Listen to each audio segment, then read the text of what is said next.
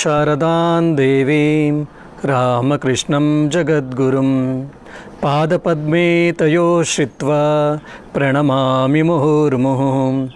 ನಮಃ ಶ್ರೀಯತಿರಾಜಾಯ ವಿವೇಕಾನಂದಸೂರಯೇ ಸಚ್ಚಿತ್ಸುಖಸ್ವರೂಪಾಯ ಸ್ವಾಮಿನೇ ತಾಪಹಾರಿಣೇ. ಪ್ರೀತಿಯ ಯುವಕ ಸಂಘದ ಸದಸ್ಯರೇ, ಯುವ ಮಿತ್ರರೇ ಹಾಗೂ ಭಕ್ತರೇ, ಲಾಕ್ಡೌನ್ ಪೀರಿಯಡಲ್ಲಿ ಯುವಕ ಸಂಘದ ತರಗತಿಗಳನ್ನು ತೆಗೆದುಕೊಳ್ಳಿಕ್ಕಾಗಲಿಲ್ಲ ಅಂತ ಆದಾಗ ಸ್ವಲ್ಪ ದಿವಸ ಆದಮೇಲೆ ಯುವಕ ಸಂಘದ ಸದಸ್ಯರು ಕೇಳಿದ್ರಿ ನೀವುಗಳು, ಸ್ವಾಮೀಜಿ ನಾವು ಆಶ್ರಮಕ್ಕೆ ಬರಲಿಕ್ಕಾಗ್ತಿಲ್ಲ, ಯುವಕ ಸಂಘದ ತರಗತಿಗಳನ್ನು ಮಿಸ್ ಮಾಡ್ಕೊಳ್ತಾ ಇದ್ದೀವಿ, ಹಾಗೆ ದಯವಿಟ್ಟು ವೆಬಿನಾರ್ ಕ್ಲಾಸಸ್ನ ಆನ್ಲೈನ್ ಕ್ಲಾಸಸ್ ಸ್ಟಾರ್ಟ್ ಮಾಡಿ ಅಂತ ಒಂದು 30-34 ಕ್ಲಾಸುಗಳು ತರಗತಿಗಳನ್ನು ಸ್ವಾಮಿ ವಿವೇಕಾನಂದರ ಕರ್ಮಯೋಗದ ಮೇಲೆ ನಾವೆಲ್ಲ ಮಾಡಿದ್ವಿ. ನಿಮಗೆಲ್ಲ ನೆನಪಿದೆ ಅನಿಸುತ್ತೆ. ಆಮೇಲೆ ನನಗೆ ಕೆಲವು ಬರವಣಿಗೆ ಮತ್ತು ಕೆಲವು ಅಧ್ಯಯನ ಇದ್ದಿದ್ದರಿಂದ ಆ ಸಮಯದಲ್ಲಿ ಬೇಡ ಅಂತ ಹೇಳಿ 1 ತಿಂಗಳು ನಾನು ಅದನ್ನು ಸ್ಥಗಿತಗೊಳಿಸಿದೆ. ಆಮೇಲೆ ಬೇರೆ ಬೇರೆ ಕಾರಣಾಂತರಗಳಿಂದ ಅದನ್ನು ಹೆಚ್ಚು ಪ್ರಾರಂಭ ಮಾಡಲಿಕ್ಕೆ ಆಗಲಿಲ್ಲ. ಮಧ್ಯದಲ್ಲಿ 2 ತಿಂಗಳ ಕಾಲ 2 ಇಲ್ಲ 3 ತಿಂಗಳ ಕಾಲ ನಾವು ಯುವಕ ಸಂಘದ ಆನ್ಲೈನ್ ಕ್ಲಾಸನ್ನು ನಿಲ್ಲಿಸಿದ್ವಿ. ಮತ್ತು ತಿಂಗಳೆಲ್ಲ ಮತ್ತೆ ಯುವಕ ಸಂಘದ ಸದಸ್ಯರೆಲ್ಲ ಮತ್ತೆ ಕೇಳೋಕ್ಕೆ ಸ್ಟಾರ್ಟ್ ಮಾಡೋದು, ಸ್ವಾಮೀಜಿ ಯಾವಾಗ ಪ್ರಾರಂಭಿಸ್ತೀರಾ ಅಂತ. ಸೊ ಹಾಗಾಗಿ ಇವತ್ತಿನಿಂದ ಮತ್ತೆ ಪ್ರಾರಂಭವನ್ನು ಮಾಡಿದ್ದೇವೆ. ಸೊ ಆ ಕರ್ಮಯೋಗ ಮುಗಿತಾ ಬಂದಾಗ ಯುವಕರ ಹತ್ರ ನಾನು ಕೇಳಿದ್ದೆ, ನಿಮಗೆ ಯಾವ ಪುಸ್ತಕವನ್ನು ತೆಗೆದುಕೊಳ್ಬೋದು ಅಂತ ಇಷ್ಟಪಡ್ತೀರಾ, ನಿಮ್ಗೆ ಯಾವ ಪುಸ್ತಕದ ಮೇಲೆ ನಾವು ತರಗತಿಗಳನ್ನು ನಡೆಸಬೇಕು ಅಂತ ಇಷ್ಟಪಡ್ತೀರಾ ಅಂದಾಗ ಹೆಚ್ಚಿನ ಜನ ಸ್ವಾಮಿ ವಿವೇಕಾನಂದರ ಉಪನ್ಯಾಸಗಳು, ವಿಶೇಷವಾಗಿ ಭಾರತದಲ್ಲಿ ಸ್ವಾಮಿ ವಿವೇಕಾನಂದ ನೀಡಿದಂಥ ಉಪನ್ಯಾಸಗಳ ಸಂಗ್ರಹ ಏನಿದೆ, ಕೊಲಂಬೋಯಿಂದ ಆಲ್ಮೋರಕ್ಕೆ ಅನ್ನುವಂಥ ಪುಸ್ತಕ, ಈ ಪುಸ್ತಕದ ಕುರಿತು ಚರ್ಚೆಯನ್ನು ಮಾಡೋಣ, ಈ ಪುಸ್ತಕದ ಕುರಿತು ಸ್ವಲ್ಪ ತಿಳ್ಕೊಳ್ಳೋಣ ಅಂಥೇಳಿ ಯುವಕರೆಲ್ಲ ಹೇಳಿದ್ರು. ನನಗೆ ತುಂಬ ಆಶ್ಚರ್ಯವೂ ಆಯಿತು, ಆಶ್ಚರ್ಯಕ್ಕಿಂತ ಹೆಚ್ಚಾಗಿ ಆನಂದವೂ ಆಯಿತು. ಯಾಕಂದರೆ ಅದೊಂದು ಅದ್ಭುತವಾದ ಪುಸ್ತಕ ಈ ಕೊಲಂಬೋಯಿಂದ ಆಲ್ಮೋರಕ್ಕೆ. ಇಡೀ ಭಾರತವನ್ನು ಬಡ್ದು ಎಬ್ಬರಿಸಿದ್ರು ಸ್ವಾಮಿ ವಿವೇಕಾನಂದರು ಅಂತ ನಾವೆಲ್ಲ ಹೇಳ್ತಾ ಇರ್ತೀವಿ. ಹಲವಾರು ರಾಷ್ಟ್ರಕವಿ ಕುವೆಂಪುರವರಿಂದ ಹಿಡಿದು ನೇತಾಜಿಯಿಂದ ಹಿಡಿದು ಸುಮಾರು ಜನ ಹೇಳಿದ್ದಾರೆ. ಆ ಸ್ವಾಮಿ ವಿವೇಕಾನಂದ ಇಡೀ ಭಾರತವನ್ನು ಬಡ್ದು ಎಬ್ಬರಿಸಿದ್ದು ಯಾವಾಗಪ್ಪ ಅಂದರೆ ಈ ಕೊಲಂಬೋ, ಶ್ರೀಲಂಕಾದಲ್ಲಿ ಇಳಿದು ಕೊಲಂಬೋಯಿಂದ ಏನು ಆಲ್ಮೋರದವರೆಗೂ ಹಿಮಾಲಯದವರೆಗೂ ಸ್ವಾಮಿ ವಿವೇಕಾನಂದರು ಹೋದ್ರಲ್ಲ, ಆ ಪಯಣದ ಸಮಯದಲ್ಲಿ ಸ್ವಾಮಿ ವಿವೇಕಾನಂದರು ಉಪನ್ಯಾಸಗಳನ್ನು ಹಲವಾರು ಕಡೆ ಕೊಟ್ಟರು. ಇನ್ನು ಹಲವಾರು ಕಡೆ ಅವರುಗಳಿಗೆಲ್ಲ ಆಹ್ವಾನ ಇತ್ತು, ಅದರಲ್ಲೆಲ್ಲ ಆರೋಗ್ಯದ ಕಾರಣದಿಂದ ಇಲ್ಲ ಬೇರೆ ಬೇರೆ ಕಾರಣದಿಂದ ಹೋಗ್ಲಿಕ್ಕಾಗಲಿಲ್ಲ. ಆದರೆ ಆ ಸ್ವಾಮಿ ವಿವೇಕಾನಂದರು ಈ ಒಂದು 20-25 ಉಪನ್ಯಾಸಗಳು ಏನು ಕೊಟ್ಟರು, ಆ ಉಪನ್ಯಾಸಗಳನ್ನ ಕೇಳಿ ಜನ ಹುಚ್ಚೆದ್ರು ಅಂತ ಹೇಳ್ತಾರೆ. ಅವರ ಮನಸ್ಸುಗಳು ಬದಲಾಯಿತು, ಅವರ ಚಿಂತನೆಗಳು ಬದಲಾಯಿತು, ಅವರ ಆಲೋಚನೆಗಳು ಬದಲಾಯಿತು. ಅವರಿಗೆ ಭಾರತದ ಮೇಲೆ, ಭಾರತದ ಸ್ವರೂಪದ ಬಗ್ಗೆ, ಹಿಂದೂಗಳ ಬಗ್ಗೆ, ಹಿಂದೂ ಧರ್ಮದ ಬಗ್ಗೆ, ಸನಾತನ ಧರ್ಮದ ಬಗ್ಗೆ, ತಮ್ಮ ಪೂರ್ವಜರ ಬಗ್ಗೆ ಇದ್ದಂಥ ನಕಾರಾತ್ಮಕ ಆಲೋಚನೆಗಳು ಎಷ್ಟೋ ಹೊರಟೋಯ್ತು. ಮತ್ತು ನಾನೇನಾದರೂ ಬದುಕಿದರೆ ನನ್ನ ಜೀವನವನ್ನು ಭಾರತಕ್ಕೋಸ್ಕರ ತೇಯಬೇಕು, ಭಾರತಕ್ಕೋಸ್ಕರ ಸಮರ್ಪಿಸಬೇಕು ಅಂಥೇಳಿ ನೂರಾರು ಜನ ಸ್ವಾತಂತ್ರ್ಯ ಹೋರಾಟಗಾರರಾಗಿ ಸ್ವಾತಂತ್ರ್ಯ ಹೋರಾಟದ ಸಂಗ್ರಾಮದಲ್ಲಿ ಧುಮುಕಿದ್ರು ಅಂಥೇಳಿ ನಾವು ಇತಿಹಾಸದಲ್ಲಿ ಕಾಣ್ತೀವಿ. ಅಷ್ಟೇ ಅಲ್ಲದೆ ಕೆಲವರು ಧಾರ್ಮಿಕವಾಗಿ ಆಧ್ಯಾತ್ಮಿಕವಾದ ಮನಸ್ಸಿದ್ದಂಥ ಹಲವಾರು ಜನ ಯುವಕರು ಸ್ವಾಮಿ ವಿವೇಕಾನಂದರ ಕೊಲಂಬೋಯಿಂದ ಆಲ್ಮೋರಕ್ಕೆ ಉಪನ್ಯಾಸಗಳನ್ನು ಕೇಳಿದ ಮೇಲೆ ವಿಶೇಷವಾಗಿ ಓದಿದ ಮೇಲಂತೂ ಹಲವಾರು ಜನ ಸನ್ಯಾಸಿಗಳಾಗಿ ರಾಮಕೃಷ್ಣ ಸಂಘವನ್ನು ಸೇರಿಕೊಂಡ್ರು.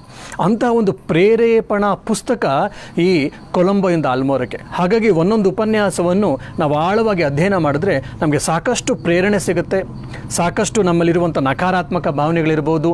ಇವತ್ತು ಮಾನಸಿಕ ಖಿನ್ನತೆಯನ್ನು ನಾವು ನೋಡ್ತಾ ಇದ್ದೀವಿ. ಸೊ ಹಲವಾರು ರೀತಿಯ ಮಾನಸಿಕ ಖಿನ್ನತೆ, ಇಲ್ಲಾಂದರೆ ಭಾವನಾತ್ಮಕವಾದ ಖಿನ್ನತೆಗಳು, ಇದೇನೇನಿದೆ ಸ್ಟ್ರೆಸ್ಸು ಮತ್ತು ಎಮೋಷ್ನಲ್ ಅಪೀವಲ್ಸ್ ಅಂತ ನಾವೆಲ್ಲ ಹೇಳ್ತೀವಿ, ಭಾವನಾ ತುಮುಲುಗಳಿಂದ ನಾವು ಇವತ್ತು ಜರ್ಜರಿತರಾಗಿದ್ದೀವಲ್ಲ, ಇದಕ್ಕೆಲ್ಲ ಒಂದು ರಾಮಬಾಣ ಏನಪ್ಪ ಅಂದರೆ ಈ ಕೊಲಂಬೋಯಿಂದ ಆಲ್ಮೋರಕ್ಕೆ ಪುಸ್ತಕ. ಇದನ್ನು ಅಧ್ಯಯನ ಮಾಡೋದ್ರಿಂದ ನಮ್ಮಲ್ಲಿರುವ ಸುಪ್ತವಾಗಿರುವ ಶಕ್ತಿ ಜಾಗೃತವಾಗುತ್ತೆ. ನಾವು ನಕಾರಾತ್ಮಕದಿಂದ ಸಕಾರಾತ್ಮಕವಾದ ಆಲೋಚನೆಗಳಿಗೆ ಬರಲಿಕ್ಕೆ ಪ್ರಾರಂಭ ಮಾಡ್ತೀವಿ. ಎಲ್ಲವನ್ನು ಸಕಾರಾತ್ಮಕವಾಗಿ ತೆಗೆದುಕೊಂಡು ನಾನೇನು ಕೊಡಬಲ್ಲೆ ಸಮಾಜಕ್ಕೆ, ನನ್ನ ಕಡೆಯಿಂದ ಜಗತ್ತಿಗೆ ಏನು ಕೊಡಬಲ್ಲೆ, ನನ್ನ ಕಡೆಯಿಂದ ಈ ನನ್ನ ಮಾತೃಭೂಮಿಗೆ ಏನು ಕೊಡಬಲ್ಲೆ, ಏನು ಮಾಡ್ಬೋದು ಅನ್ನೋ ಅಂಥ ಆಲೋಚನೆ, ಉನ್ನತವಾದ ಆಲೋಚನೆಗಳು, ಉದಾತ್ತವಾದ ಆಲೋಚನೆಗಳು ಈ ಪುಸ್ತಕ ಅಧ್ಯಯನದಿಂದ ಬರ್ತದೆ. ಹಾಗಾಗಿ ಯುವ ಮಿತ್ರರೇ, ಈ ಕೊಲಂಬೋಯಿಂದ ಆಲ್ಮೋರಕ್ಕೆ ಪುಸ್ತಕವನ್ನು ಪ್ರತಿಯೊಬ್ಬರು ನಮ್ಮ ಮನೇಲಿ ಇಟ್ಕೊಳ್ಬೇಕು, ನಮ್ಮ ಕೈಲಿ ಇಟ್ಕೊಂಡಿರಬೇಕು, ನಮ್ಮ ಸ್ಟಡಿ ಟೇಬಲ್ ಮೇಲೆ, ಮತ್ತು ಪ್ರತಿಯೊಬ್ಬರು ಓದ್ತಾ ಇರಬೇಕು. ಇಷ್ಟೆಲ್ಲ ಕೇಳಿದಾಗ ನಿಮಗೊಂದು ಪ್ರಶ್ನೆ ಬರ್ತದೆ ಅಂತ ಕಾಣುತ್ತೆ, ಮನಸ್ಸಲ್ಲಿ ಬರಬೇಕು. ಏನಂದರೆ, ಸ್ವಾಮೀಜಿ ಯಾರಾದರೂ ಈ ಥರ ಓದಿ ಬದಲಾಗಿರೋರು ಇದ್ದಾರಾ ಅಂಥೇಳಿ. ಒಂದು 10 ವರ್ಷಗಳ ಹಿಂದೆ ಅಂತ ಕಾಣುತ್ತೆ, 8-10 ವರ್ಷಗಳ ಹಿಂದೆ ಅಹಿಂಸಾ ಚಳುವಳಿಯ ಮೂಲಕ ಮತ್ತೊಮ್ಮೆ ಗಾಂಧೀಜಿ ಆದಮೇಲೆ ಇಡೀ ಭಾರತವನ್ನು ಒಟ್ಟುಗೂಡಿಸಿದ್ದು, ಇಡೀ ಭಾರತದ ಅಬಾಲ ವೃದ್ಧರೆಲ್ಲರೂ ಕೂಡ ಅವರ ಕರೆಗೆ ಹೋಗೊಟ್ಟು ಅವರಿಗೆ ಒಂದು ಮಾರಲ್ ಸಪೋರ್ಟನ್ನು ಕೊಟ್ಟಿದ್ದು ಯಾವ ವ್ಯಕ್ತಿ ಅಂತ ಹೇಳಿದ್ರೆ ನಮಗೆಲ್ಲ ಗೊತ್ತು, ಅವರು ಅಣ್ಣಾ ಹಜಾರೆ. ಇದೇ ಅಣ್ಣಾ ಹಜಾರೆ ತಾವು ಯೌವನದಲ್ಲಿದ್ದಾಗ ಇಲ್ಲ ತಾರುಣ್ಯದಲ್ಲಿದ್ದಾಗ ತಮ್ಮ ಯೌವನದಲ್ಲಿದ್ದಾಗ ಯಾವುದೋ ಒಂದು ಸಮಸ್ಯೆಯಿಂದ ಬಳಲ್ತಾ ಇದ್ದಾರೆ, ಸಮಸ್ಯೆಯಿಂದ ಬಳಲಿ ಅವರು ಆತ್ಮಹತ್ಯೆ ಮಾಡ್ಕೊಳ್ಬೇಕು ಅಂತ ನಿರ್ಧಾರ ಮಾಡ್ತಾರೆ. ನಿರ್ಧಾರ ಮಾಡಿ ಅವರು ರೈಲ್ವೆ ಸ್ಟೇಷನ್ಗೆ ಬರ್ತಾರೆ, ರೈಲ್ವೆ ನಿಲ್ದಾಣಕ್ಕೆ ಬರ್ತಾರೆ, ತಮ್ಮ ಊರಿಗೆ ಹೋಗಬೇಕು ಅಂತೇಳಿ. ಇನ್ನೇನು ರೈಲು ಹತ್ತೋದಕ್ಕಿಂತ ಮುಂಚೆ ಅಲ್ಲೊಂದು ಪುಸ್ತಕದ ಮಳಿಗೆ ಇತ್ತು. ಪುಸ್ತಕದ ಮಳಿಗೆಯಲ್ಲಿ ಯೋಚನೆ ಮಾಡ್ತಾರೆ, ನಾವು ಯಾವುದಾದ್ರೂ ಒಂದು ಉನ್ನತವಾದ ಒಳ್ಳೆ ವಿಚಾರಗಳಿರುವಂಥ ಒಂದು ಪುಸ್ತಕ ತೆಗೆದುಕೊಂಡು ಅದನ್ನು ಓದ್ಕೊಂಡು ಹೋಗ್ತೀನಿ, ಒಳ್ಳೆ ವಿಚಾರಗಳನ್ನ ಆಲೋಚನೆ ಮಾಡ್ತಾ ನಾನು ಆತ್ಮಹತ್ಯೆ ಮಾಡಿಕೊಂಡ್ರೆ ನನಗೆ ಮುಂದೆ ಒಳ್ಳೆ ಪುನರ್ಜನ್ಮ ಸಿಗುತ್ತೆ ಅನ್ನುವಂಥ ಒಂದು ಆಲೋಚನೆ. ಇಮೆಚೂರ್ಡ್ ಥಾಟ್ ಅಂತ ನಾವು ಹೇಳ್ಬೋದು. ಬಟ್ ಆ ಸಮಯದಲ್ಲಿ ಅಣ್ಣಾ ಹಜಾರೆಗೆ ಆ ಥರ ಆಲೋಚನೆ ಇತ್ತು. ಅವರು ಪುಸ್ತಕದ ಮಳಿಗೆಗೆ ಹೋಗ್ತಾರೆ. ಅವ್ರ ಹತ್ರ 4 ಆಣೆ ಇತ್ತು. 4 ಆಣೆಗೆ ಯಾವ ಪುಸ್ತಕ ಬರುತ್ತೆ ನೋಡ್ತಾ ಇರ್ತಾರೆ. ಅದ್ರಲ್ಲಿ ನೋಡಿದ್ರೆ ರಾಷ್ಟ್ರ ಜಾಗೃತಿ, Vivekananda is call to the nation ಅಂತ ಇಂಗ್ಲೀಷ್ನಲ್ಲಿದೆ, ಕನ್ನಡದಲ್ಲಿ ರಾಷ್ಟ್ರ ಜಾಗೃತಿ ಅಂತಿದೆ, ಅದು ಹಿಂದಿಯಲ್ಲೂ ಇದೆ, ಹಲವಾರು ಭಾಷೆಯಲ್ಲಿದೆ. ಲಕ್ಷಾಂತರ ಪುಸ್ತಕಗಳು ಪ್ರತಿ ಭಾಷೆಯಲ್ಲೂ ಕೂಡ ಅದು ಮಾರಾಟ ಆಗಿದೆ, ಜನ ತೆಗೆದುಕೊಂಡು ಓದಿದ್ದಾರೆ. ತುಂಬ ಸಣ್ಣ ಪುಸ್ತಕ ಅದು, ಸ್ವಾಮಿ ವಿವೇಕಾನಂದ ಜೀವನ ಸಂದೇಶ ಇರುವಂಥ ಒಂದು ಸಣ್ಣ ಪುಸ್ತಕ. ಈ ರಾಷ್ಟ್ರ ಜಾಗೃತಿ 4 ಆಣೆ ಇರುವಂಥ ರಾಷ್ಟ್ರ ಜಾಗೃತಿಯನ್ನು ಅಣ್ಣಾ ಹಜಾರೆ ಕೊಟ್ಟು ತೆಗೆದುಕೊಳ್ತಾರೆ. ರೈಲ್ ಬರ್ತದೆ, ಅವ್ರ ಊರಿಗೆ ಹೋಗುವಂತಹ ಟ್ರೈನ್ ಬರ್ತದೆ, ಆ ಟ್ರೈನಲ್ಲಿ ಹತ್ತು ಕೂತ್ಕೊಳ್ತಾರೆ, ಕಿಟಕಿ ಪಕ್ಕ ಕೂತ್ಕೊಂಡು ಓದ್ಲಿಕ್ಕೆ ಪ್ರಾರಂಭ ಮಾಡ್ತಾರೆ. ಓದ್ತಾ ಸ್ವಾಮಿ ವಿವೇಕಾನಂದರ ಜೀವನ ಸಂದೇಶದಿಂದ ಎಷ್ಟು ಪ್ರಭಾವಿತರಾಗ್ತಾರೆ ಅಂದರೆ, ಅವರು ಆ ಪ್ರಯಾಣಿಸ್ತಿರುವಂಥ ಸಮಯವೂ ಕೂಡ ಅವ್ರಿಗೆ ಗೊತ್ತಾಗೋದಿಲ್ಲ. ಅವ್ರ ಪುಸ್ತಕ ಇನ್ನೇನು ಓದಿ ಮುಗಿಸೋಷ್ಟೊತ್ತಿಗೆ ಅವ್ರ ಊರು ಬರುತ್ತೆ, ಊರಲ್ಲೇನೋ ಇಳಿತಾರೆ.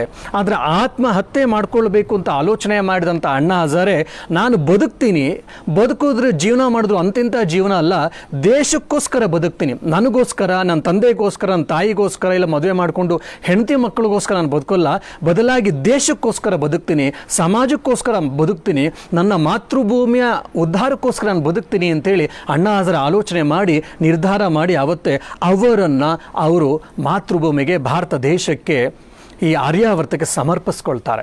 ಆ ಸ್ವಾಮಿ ವಿವೇಕಾನಂದರ ಜೀವನ ಸಂದೇಶ ಇರುವುದ ಸಣ್ಣ ಹೊತ್ತಿಗೆಯನ್ನು ಪುಸ್ತಕವನ್ನು ಓದಿ ಆತ್ಮಹತ್ಯೆ ಮಾಡ್ಕೊಳ್ಬೇಕು ಅಂತ ನಿರ್ಧಾರ ಮಾಡಿದ್ದಂತಹ ಅಣ್ಣಾ ಹಜಾರೆ ಬದಲಾಗಿ ಒಬ್ಬ ದೇಶ ಪ್ರೇಮಿಯಾಗಿ, ರಾಷ್ಟ್ರ ಪ್ರೇಮಿಯಾಗಿ, ದೇಶಕ್ಕೋಸ್ಕರ ತನ್ನ ಜೀವನವನ್ನೇ ಮುಡಿಪಾಗಿಟ್ಕೊಳ್ತಾರೆ.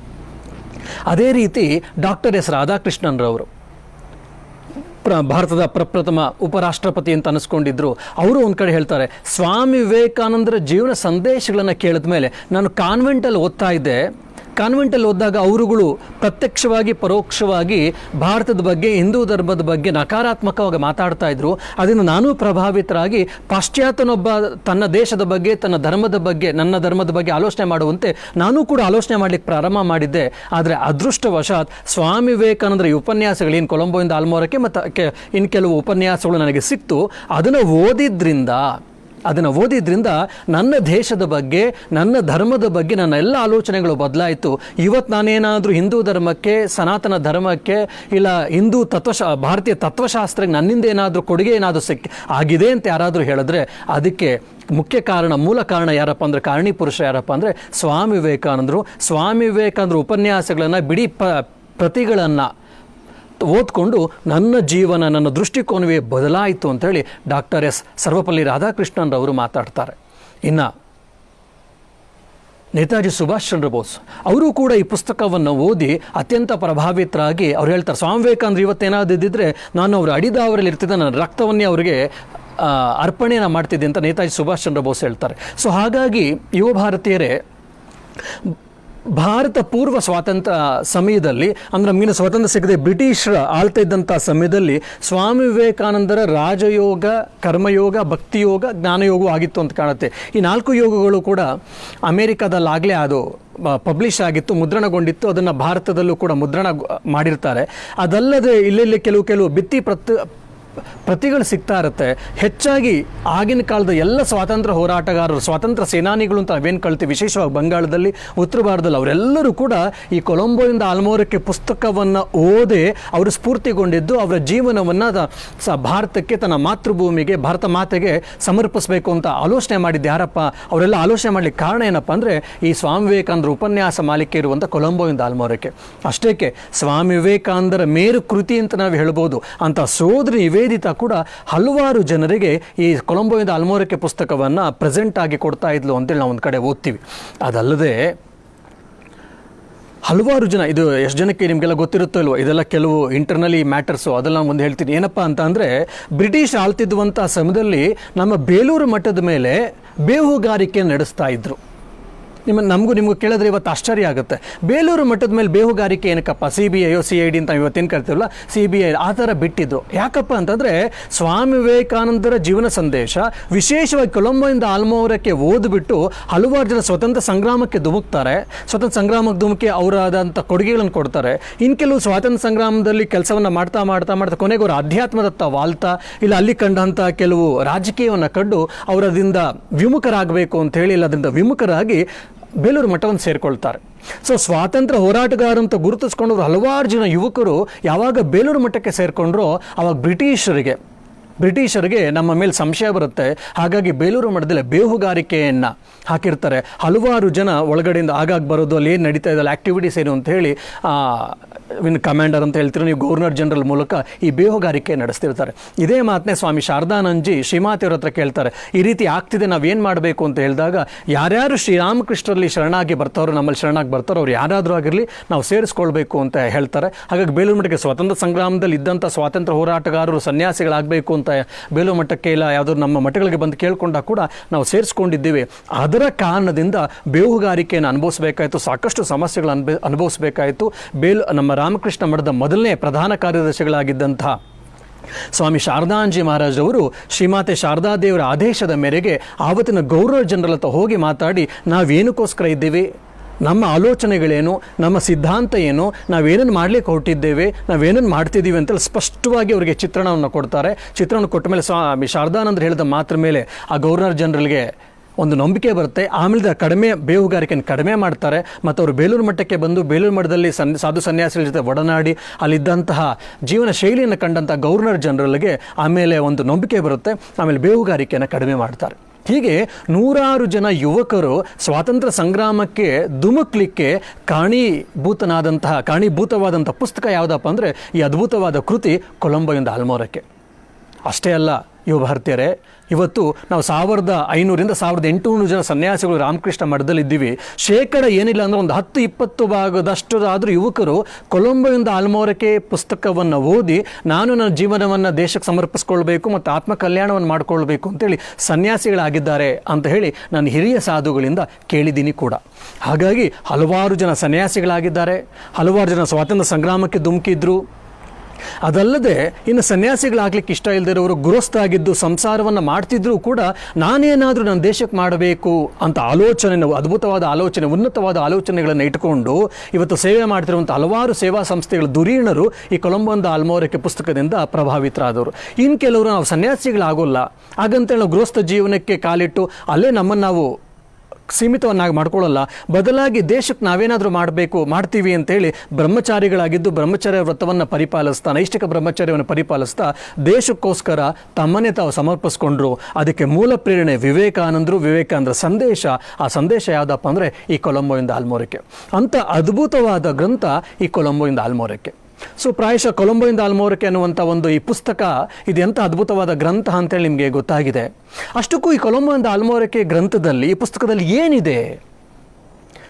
ಸ್ವಾಮಿ ವಿವೇಕಾನಂದರ ದೃಷ್ಟಿಯಲ್ಲಿ ಭಾರತ ಅಂದರೆ ಏನು, ಸ್ವಾಮಿ ವಿವೇಕಾನಂದ ದೃಷ್ಟಿಯಲ್ಲಿ ವೇದಾಂತ ಅಂದ್ರೇನು, ಸ್ವಾಮಿ ವಿವೇಕಾನಂದ ದೃಷ್ಟಿಯಲ್ಲಿ ಸನಾತನ ಧರ್ಮ ಹಿಂದೂ ಧರ್ಮ ಅಂದ್ರೇನು, ಸ್ವಾಮಿ ವಿವೇಕಾನಂದ ದೃಷ್ಟಿಯಲ್ಲಿ ಭಾರತದ ನವನಿರ್ಮಾಣ ಹೇಗಾಗಬೇಕು ಅಂಥೇಳಿ ನಮಗೇನು road map to rejuvenation of country ಅಂತ ನಾವೇನಾದರೂ ಯೋಚನೆ ಮಾಡಿದ್ರೆ ಈ ಕೊಲಂಬೋಯಿಂದ ಆಲ್ಮೋರಕ್ಕೆ ಇದರಲ್ಲಿ ಸಿಗುತ್ತೆ. ಸ್ವಾಮಿ ವಿವೇಕಾನಂದರು ಭಾರತದ ಬಗ್ಗೆ, ಭಾರತೀಯರ ಬಗ್ಗೆ ಅದ್ಭುತವಾದ ಸಂದೇಶಗಳನ್ನು, ಅದ್ಭುತವಾದ ಮಾತುಗಳನ್ನು ಕೊಟ್ಟಿದ್ದಾರೆ. ಭಾರತೀಯರಿಗೆ ತಮ್ಮ ಸ್ವಾಭಿಮಾನವನ್ನು ಮತ್ತೊಮ್ಮೆ ದೊರಕಿಸ್ಕೊಟ್ಟಿದ್ದಾರೆ.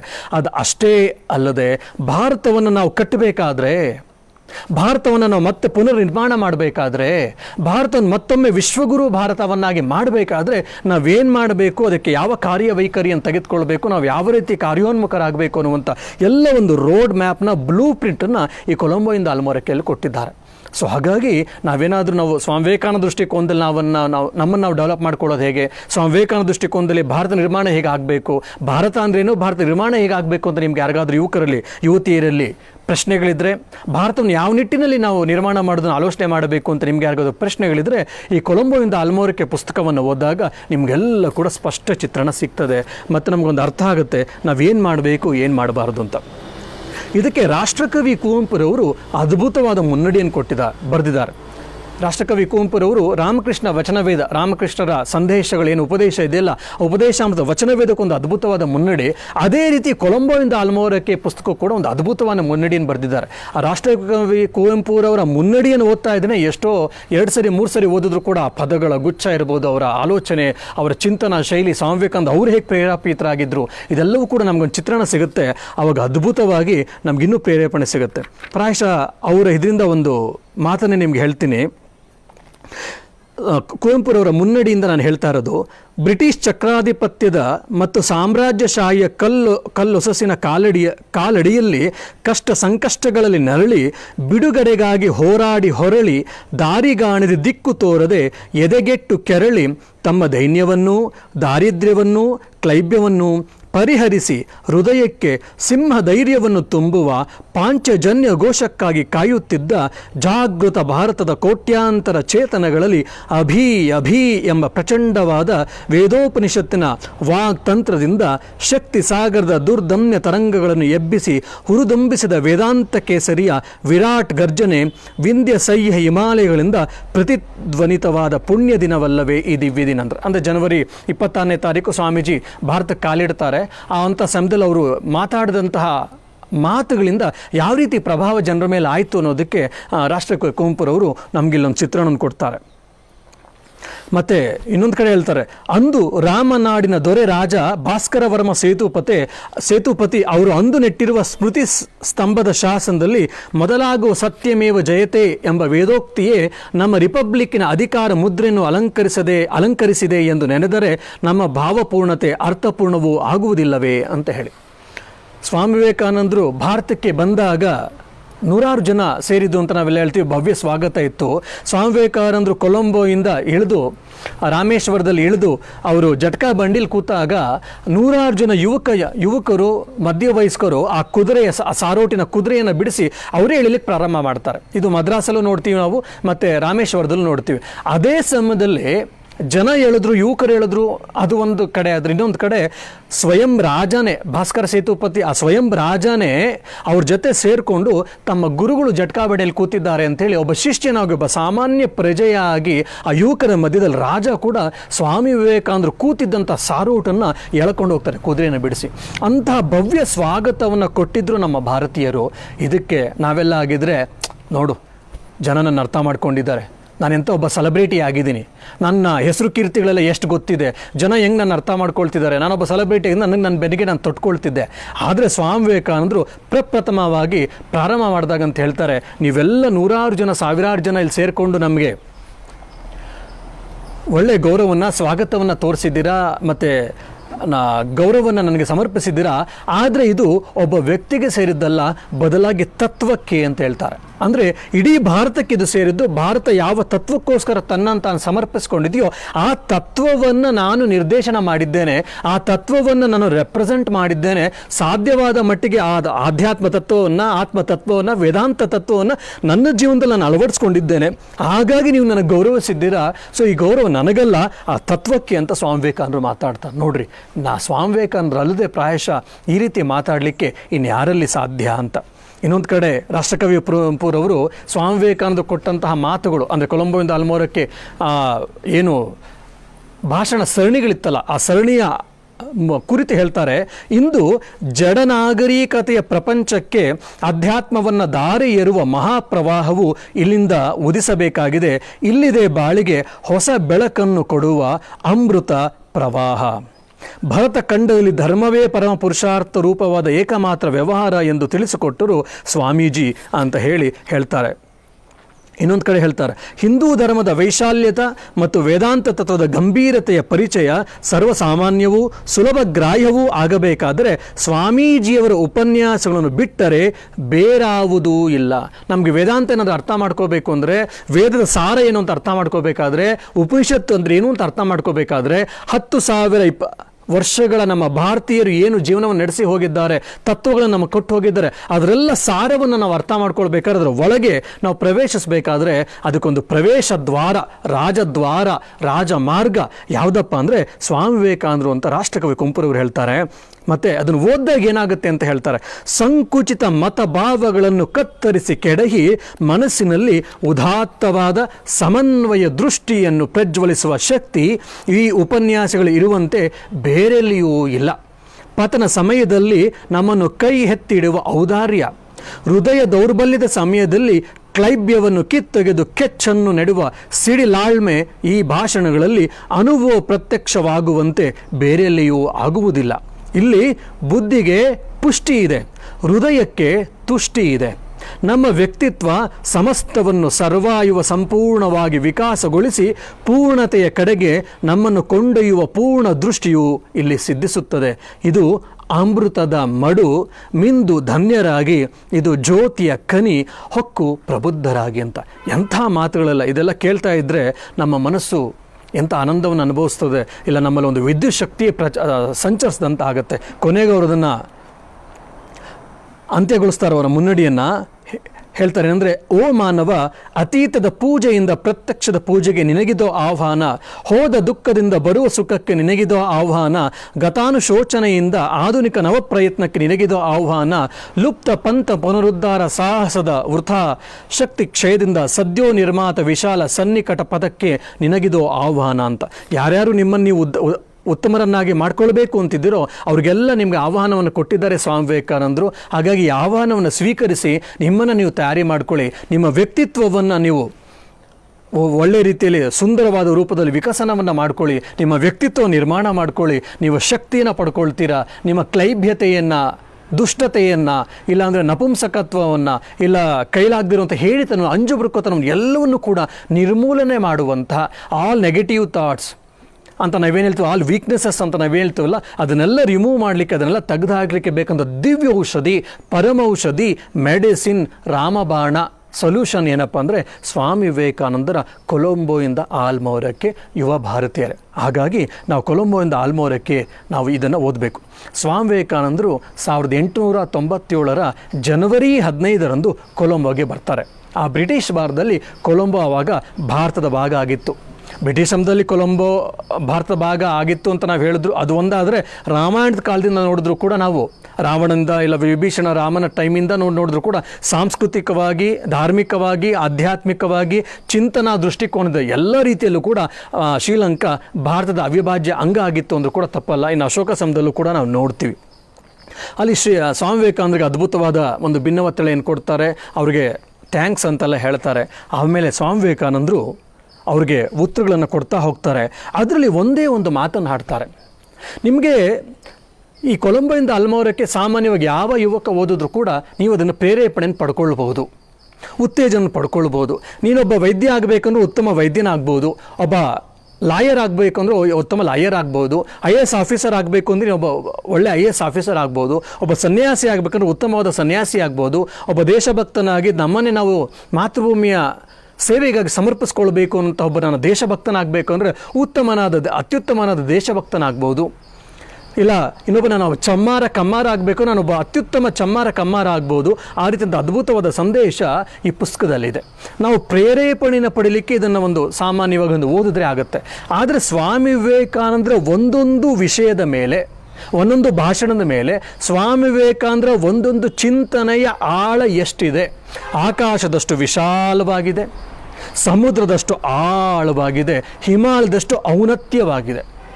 ಆಕಾಶದಷ್ಟು ವಿಶಾಲವಾಗಿದೆ, ಸಮುದ್ರದಷ್ಟು ಆಳವಾಗಿದೆ, ಹಿಮಾಲಯದಷ್ಟು ಔನ್ನತ್ಯವಾಗಿದೆ, ಉಚ್ಚವಾಗಿದೆ ಅಂತ ನಾನು ಹೇಳ್ತೀನಿಲ್ಲ. ಇದು ನಿಮ್ಗೆ ಅರ್ಥ ಆಗಬೇಕಂದ್ರೆ ನಾವು ಸ್ವಾಮಿ ವಿವೇಕಾನಂದರ ಉಪದೇಶಗಳನ್ನು ಓದಿದಾಗ ನಮಗೆ ಪ್ರೇರೇಪಣೆ ಸಿಕ್ತು, ಸರಿ ಸ್ವಾಮೀಜಿ, ಆದರೆ ನೀವು ಹೇಳಿದಷ್ಟು ವಿಶಾಲವಾಗಿದೆ ಅಂತ ಅನ್ನಿಸ್ತಿಲ್ವಲ್ಲ, ಅಷ್ಟು ಆಳವಾಗಿದೆ ಅಂತ ಅನ್ನಿಸ್ತಾ ಇಲ್ವಲ್ಲ, ಔನ್ನತ್ಯವಾಗಿದೆ ಅಂತ ಅನ್ನಿಸ್ತಾ ಇಲ್ವಲ್ಲ ಅಂತ ನಿಮ್ಗೆ ಏನಾದರೂ ಪ್ರಶ್ನೆ ಬಂದರೆ ನಿಮ್ಗೊಂದೆರಡು ಕಿವಿ ಮಾತು ನಾನು ಹೇಳಲಿಕ್ಕೆ ಇಷ್ಟಪಡ್ತೀನಿ. ನಮಗೆ ಭಾರತದ ಚರಿತ್ರೆ ಮತ್ತು ವಿಶ್ವದ ಚರಿತ್ರೆ ಸ್ವಲ್ಪ ಮಟ್ಟಿಗೆ ಅದು ಒಂದು ಸೂಕ್ಷ್ಮ ರೂಪದಲ್ಲಿ, ಒಂದು ಸ್ಥೂಲ ರೂಪದಲ್ಲಾದರೂ ಕೂಡ ನಮಗೊಂದು ಗೊತ್ತಿರಬೇಕು. ಬರ್ಡ್ ಐ ವ್ಯೂ ಅಂತ ನಾವೇನು ಹೇಳ್ತೀವಲ್ಲ, ವಿಶ್ವದ ಚರಿತ್ರೆ, ಜಗತ್ತಿನ ಚರಿತ್ರೆ ಆ್ಯಂಡ್ ವಿಶೇಷವಾಗಿ ಭಾರತ ಚರಿತ್ರೆ ಸ್ವಲ್ಪ ಮಟ್ಟಿಗೆ ಆದರೂ ಗೊತ್ತಿರಬೇಕು. ಅದಲ್ಲದೆ ತತ್ವಶಾಸ್ತ್ರವನ್ನು ಸ್ವಲ್ಪ ಈಗ ನ್ಯಾಯ, ಸಾಂಖ್ಯ, ವೇದ, ಪೂರ್ವಮೀಮಾಂಸಾ, ಇಲ್ಲಾಂದರೆ ಯೋಗ, ಅದು ವೈಶೇಷಿಕ ಇತ್ಯಾದಿಗಳೆಲ್ಲ ಗೊತ್ತಿಲ್ಲದೆ ಇದ್ರೂ ಕೂಡ ಅಟ್ಲೀಸ್ಟ್ ವೇದಾಂತದ ಬಗ್ಗೆ ಸ್ಪಷ್ಟ ಆದರೂ, ನಮ್ಮ ಭಾರತೀಯ ಚಿಂತನಾ ಶೈಲಿಯ ಬಗ್ಗೆ ಸ್ವಲ್ಪವಾದರೂ ನಿಮ್ಗೆ ಏನಾದರೂ ಕಲ್ಪನೆ ಇತ್ತು ಅಂದರೆ, ಸ್ವಲ್ಪವಾದರೂ ಜ್ಞಾನವಿದ್ದರೆ ಮಾತ್ರ ನಿಮಗೆ ಸ್ವಾಮಿ ವಿವೇಕಾನಂದರ ಒಂದೊಂದು ಮಾತಿನಲ್ಲೂ ಕೂಡ ಎಂಥ ಅದ್ಭುತವಾದ ಸತ್ಯ ಇದೆ, ಯಾಕೆ ಸಮುದ್ರದಷ್ಟು ಆಳ ಇದೆ, ಆಕಾಶದಷ್ಟು ವಿಶಾಲವಾಗಿದೆ, ಮತ್ತು ಹಿಮಾಲಯ ಪರ್ವತದಷ್ಟು, ಮೌಂಟ್ ಎವರೆಸ್ಟ್ ಶಿಖರದಷ್ಟು ಯಾಕೆ ಔನ್ನತ್ಯವಾಗಿದೆ, ಉಚ್ಚವಾಗಿದೆ ಅಂತ ನಿಮಗೆ ಅರ್ಥ ಆಗುತ್ತೆ. ಹಾಗಾಗಿ ನಿಮಗೆ ಸ್ವಲ್ಪ ಇಂಡಿಯನ್ ಹಿಸ್ಟ್ರಿ, ವರ್ಲ್ಡ್ ಹಿಸ್ಟ್ರಿ ನಿಮ್ಗೆ ಗೊತ್ತಿರಬೇಕು, ಮತ್ತು ಸ್ವಲ್ಪ ಐಡಿಯಾ ಫಿಲಾಸಫಿ ಬಗ್ಗೆ, ವಿಶೇಷವಾಗಿ ವೇದಾಂತದ ಬಗ್ಗೆ ಸ್ವಲ್ಪ ಐಡಿಯಾ ಇದ್ದು, ಸ್ವಲ್ಪ ಓದ್ಕೊಂಡಿದ್ರೆ, ಸ್ವಲ್ಪ ಮಟ್ಟಿಗೆ ಅದರ ಜ್ಞಾನವಿದ್ದರೆ ನೀವು ಇದನ್ನು ಇನ್ನೂ ಆಳವಾಗಿ ಅಧ್ಯಯನ ಮಾಡಲಿಕ್ಕಾಗುತ್ತೆ. ಸ್ವಾಮಿ ವಿವೇಕಾನಂದರ ಒಂದೊಂದು ಉಕ್ತಿ, ಸ್ವಾಮಿ ವಿವೇಕಾನಂದರ ಒಂದೊಂದು ವಾಕ್ಯದ ಹಿಂದೆ ಎಷ್ಟು ಆಳವಾದ ಅರ್ಥಗಳು ಗೂಡಿದೆ ಅಂತ ನಮ್ಗೆ ಅರ್ಥ ಆಗುತ್ತೆ. ಇನ್ನೊಂದು ಕಿವಿ ಮಾತು, ಸಾಮಾನ್ಯವಾಗಿ ಚಿಂತಕರು ಅಂತ ಏನು ಅನಿಸ್ಕೊಳ್ತಾರೆ, ವಿಶ್ಲೇಷಣೆ ಮಾಡುವರು ಅಂತ ಇರ್ತಾರೆ. ಯಾರು ವಿಶ್ಲೇಷಣೆ ಮಾಡುವಂಥ ಮನೋಭಾವ ನಿಮ್ಮಲ್ಲಿರೋರು ನೀವು ಹೇಳ್ಬೋದು, ಸ್ವಾಮೀಜಿ ನಾವೆಲ್ಲ ಸ್ವಾಮಿ ವಿವೇಕಾನಂದ ಭಕ್ತರು ನೀವೆಲ್ಲ, ಹಾಗಾಗಿ ಸ್ವಾಮಿ ವಿವೇಕಾನಂದ ಸಂದೇಶದಲ್ಲಿ ಈ ಥರ ಎಲ್ಲ ಇದೆ ಅಂತ ಹೇಳ್ತೀರಾ.